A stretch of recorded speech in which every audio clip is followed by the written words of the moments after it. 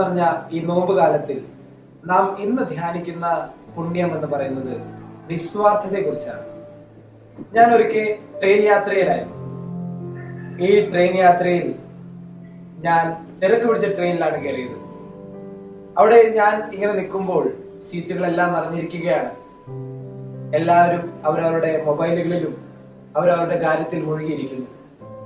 പെട്ടെന്നാണ് ഒരു വയസ്സായ ഒരു അമ്മാമ, ഒരു 85-90 വയസ്സ് കാണും. ഈ അമ്മാമ കയറി വന്നതോടെ എല്ലാവരും തന്നെ കോൺഷ്യസ് ആയി. എല്ലാരും അവരവരുടെ കാര്യത്തിൽ കൂടുതൽ വ്യാപൃതരായി. കാരണം ഈ അമ്മാമയെ നോക്കി കഴിഞ്ഞു കഴിഞ്ഞാൽ ചിലപ്പോൾ സീറ്റ് കൊടുക്കേണ്ടി വരും. എല്ലാരും അവരവരുടെ കാര്യത്തിൽ കൂടുതൽ ശ്രദ്ധാലുവായി.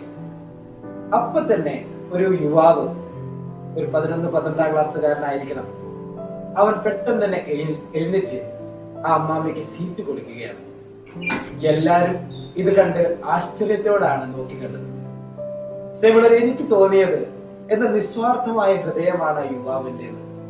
എല്ലാവരും അവരവരുടെ സ്വാർത്ഥ ലാഭത്തിന് വേണ്ടി അവിടെ ഇരിക്കുമ്പോൾ, ശരിയാണ്, ചിലപ്പോൾ എല്ലാവരും തളർന്നിരിക്കുന്നവരായിരിക്കാം, എങ്കിലും ആ സ്വാർത്ഥ ലാഭത്തിൽ ഇരിക്കുമ്പോൾ ആ യുവാവ് തനിക്ക് ഇരിക്കാമെന്ന ആ സുഖം വെടിഞ്ഞ് ആ അമ്മാമയ്ക്ക് സീറ്റ് കൊടുക്കുകയാണ്.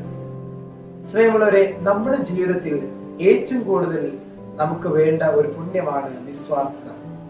നാം ഒരാളെ സ്നേഹിക്കുന്നുണ്ടെങ്കിൽ അവർ നമ്മൾ എത്ര വേദനിപ്പിച്ചാലും, അവർ നമ്മളോട് എന്തൊക്കെ പറഞ്ഞാലും നമ്മൾ അവർക്ക് വേണ്ടി എല്ലാം ചെയ്തു കൊടുക്കും. കാരണം നമ്മൾ അവനെ നിസ്വാർത്ഥമായി സ്നേഹിക്കുന്നു.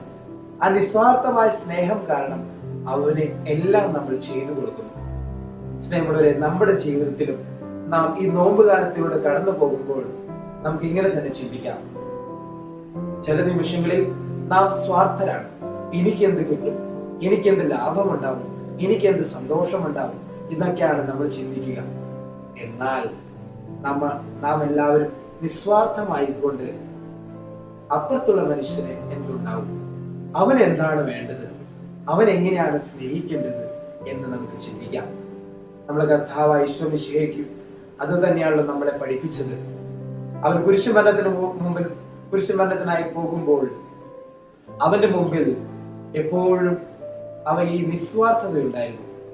അവൻ സ്വാർത്ഥനായിരുന്നെങ്കിൽ കുരിശുമരണത്തിന് പോകാതെ അവൻ തന്റെ കാര്യം മാത്രം നോക്കിയേനെ. എന്നാൽ കർത്താവിന് കൃത്യമായി അറിയാം, ഈ കുരിശുമരണത്തിലൂടെ ഞാൻ മരിക്കുമ്പോഴാണ് ഞാൻ ലോകത്തെ രക്ഷിക്കുക എന്നുള്ളത്. അവൻ നിസ്വാർത്ഥമായി നമ്മൾ സ്നേഹിച്ചുകൊണ്ട് അവൻ തന്നെ ബലി കഴിക്കുകയാണ് ചെയ്തത്. സ്നേഹമുള്ളവരെ, നമ്മളും ഈ നോമ്പുകാലത്തിൽ നിസ്വാർത്ഥരായതുകൊണ്ട് മറ്റുള്ളവർക്ക് വേണ്ടി ജീവിക്കാൻ വേണ്ടി പരിശ്രമിക്കാം. ദൈവം നമ്മളെ സമൃദ്ധമായി അനുഗ്രഹിക്കട്ടെ. ഈശോ മിശിഹായ്ക്ക് സ്തുതിയായിരിക്കട്ടെ.